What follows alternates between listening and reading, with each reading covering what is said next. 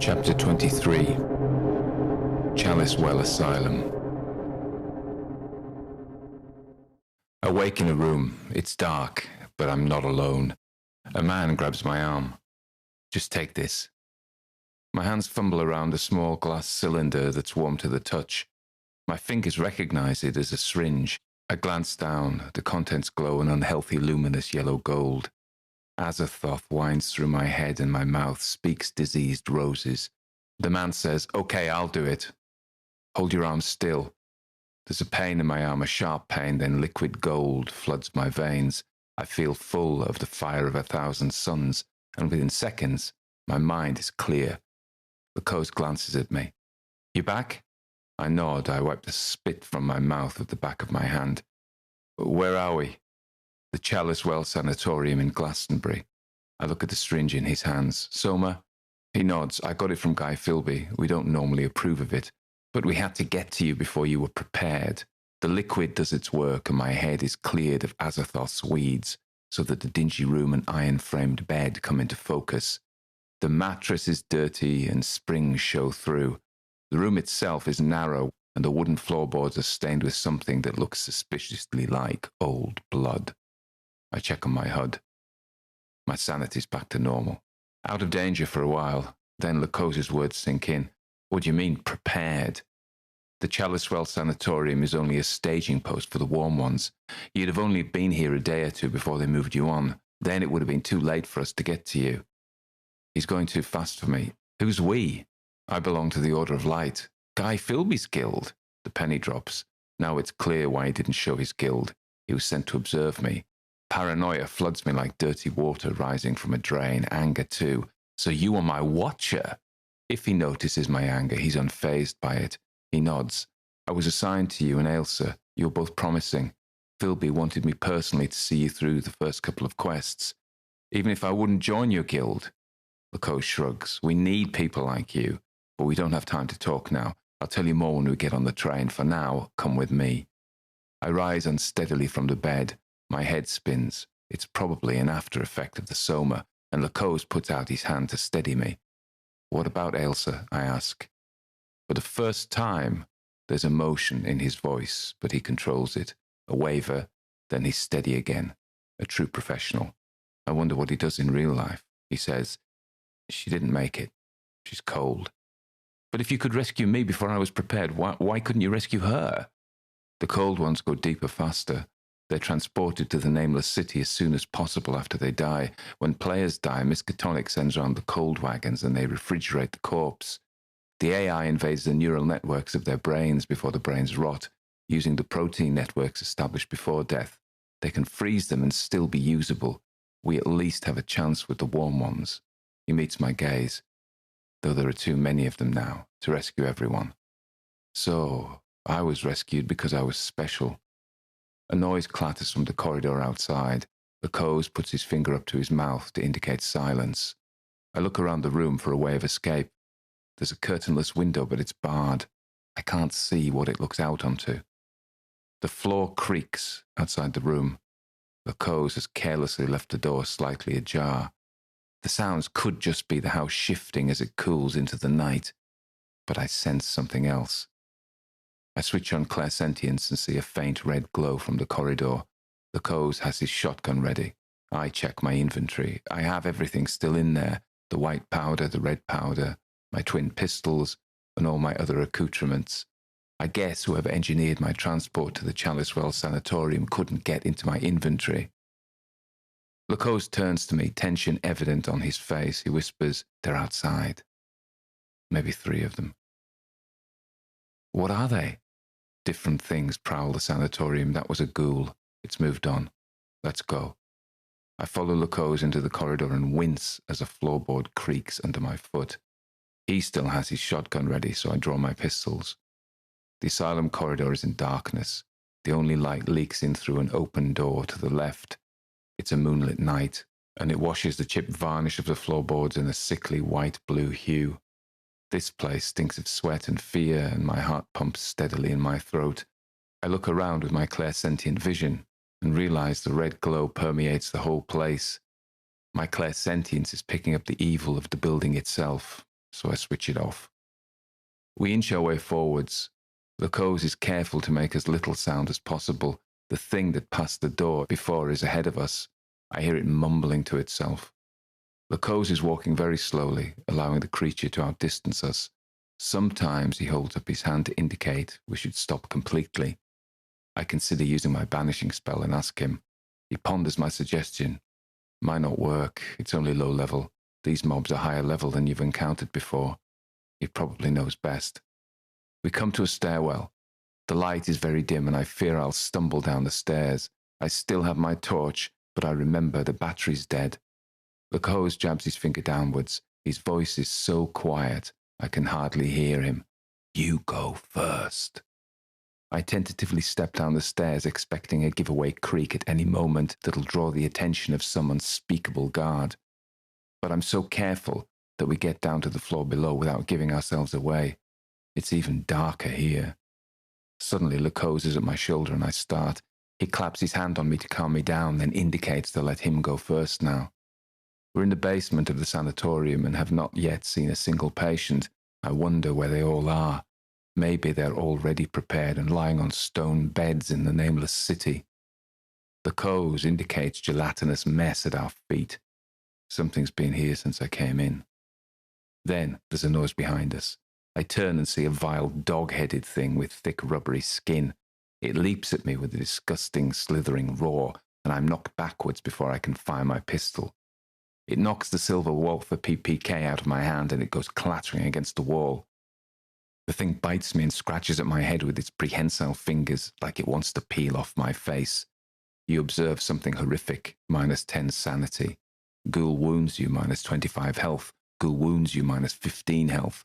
I'm about to fire my Browning when Lacose says, "Don't shoot. We'll bring all of them on our heads if we make too much noise." He turns and kicks the thing in its dog head and it shrieks in pain, turning on him.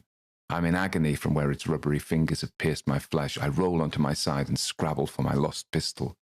I grab it, but just knock it further with my reaching fingers. In a panic, I look to see that the thing is attacking Lacose. He wrestles with it, trying to keep its snapping jackal jaw from his throat. Despite what he said, I'm going to try magic. I select the lesser banishing ritual of the pentagram from my hotbar and draw the glowing pentagram in the air. The power of my magic ejects the ghoul from our world and sends it back whence it came. You kill ghoul, 250 XP. Lacose brushes himself down. You were right, he grins. I smile too. It's nice to be right. He leans and picks up my Walther and hands it back to me. You send it back to the underworld. There's an entrance near here in the sanatorium gardens. The ghouls, and sometimes worse things, come up from beneath. Where now? I came into the basement. Let's just try that way again. There are no windows here and the light's very poor. I follow him as he moves with assurance out of the first cellar and along a blank-walled corridor. We come out into a room. The smell of damp and decay hits me. Rotten wood certainly, but something worse, like the smell of long-dead meat, hangs in the place. As I walk, unutterable things crunch under my feet. I don't look down to see what they are. I don't want a further sanity loss. Lacose grunts. This is where the ghouls bring the bodies of the warm ones they managed to eat before they're prepared and transferred to the nameless city.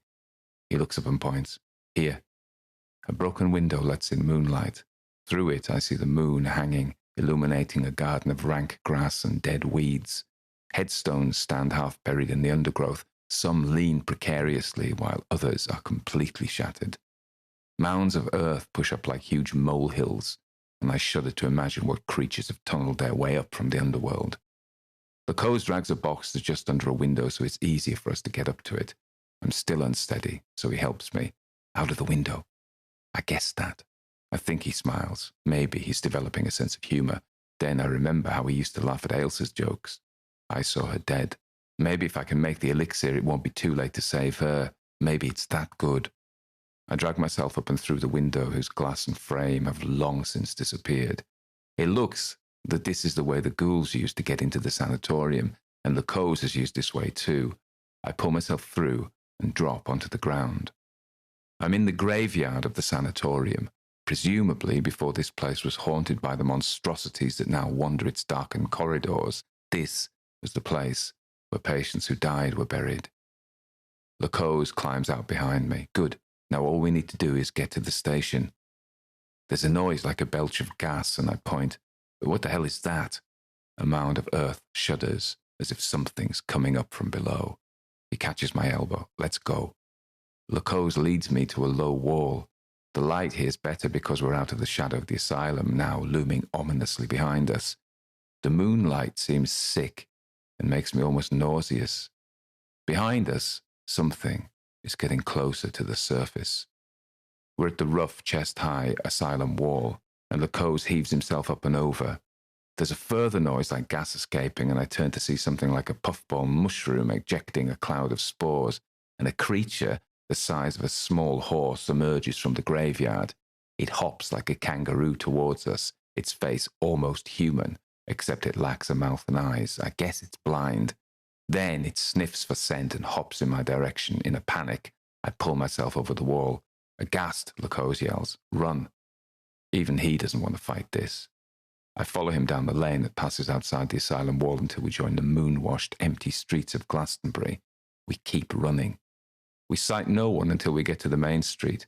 A drunkard cowers into the churchyard as he sees us pass, as if holy ground will give him protection from whatever blasphemous abominations walk these streets at night.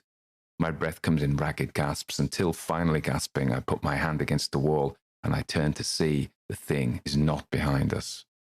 Lacose is breathing heavily too, he says. They don't venture too far from their burrows. Then he checks his watch under a streetlight. I glance nervously around and wonder what other freakish things are abroad this night. He says we need to hurry to catch the midnight train to London. We'll meet Guy Philby there. Still out of breath, exertion meter in the amber, we hurry down the long road west to the station. Lights still burn in the waiting room, and I see the station master standing outside, bathed in the light from the yellow street lamp. I hope he's not a cultist and consider shooting him on suspicion alone. But as we get closer, he says, "The midnight train to London, gentlemen. Hurry, it's waiting at the platform." His voice has reassuringly ordinary Somerset tones. I say, "Don't we need to buy tickets?" The station master shakes his head. "No time. Buy them from the guard once you're aboard." We make our way to the long platform and see the train waiting for us, steam hissing gently from the engine.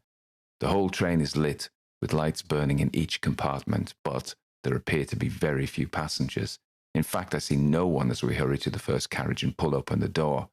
With great relief, I step up after Lacose and we settle ourselves into a compartment.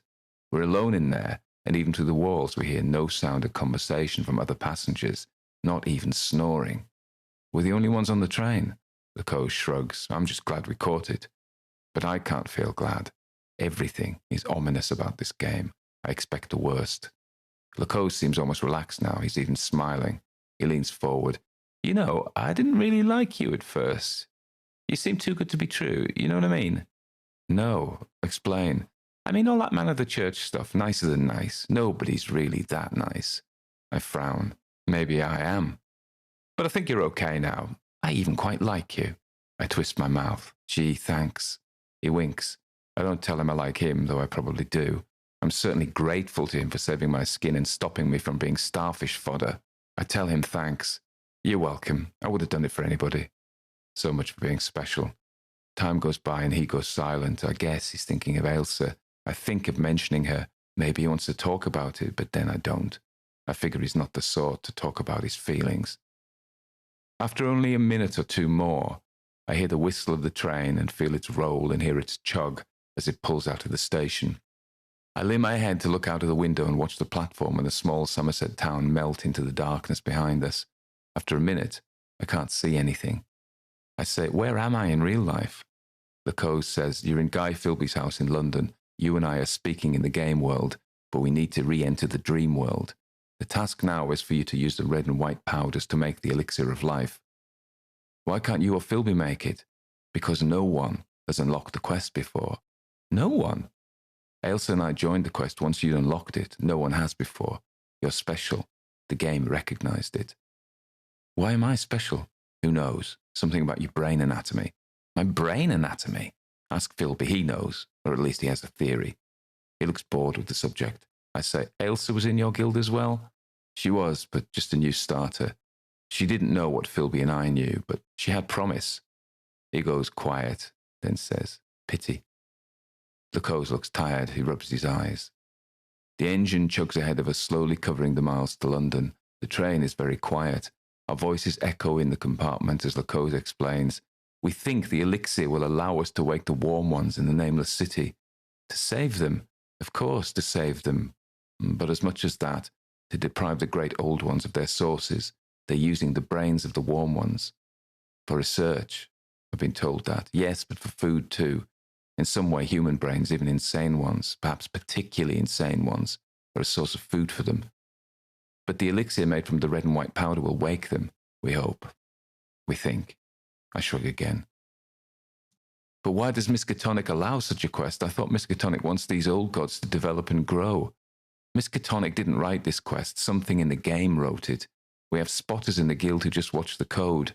They saw this developing and saw it as a chance to disrupt the old ones. But we needed the right person to come along and unlock it. It could have been anyone, but it turns out it was you. I say, do you think the elixir of life can raise even the cold ones? Yes, maybe. I don't know. Even though they're dead in real life, he laughs. That is not dead which can eternal lie, and with strange eons even death may die.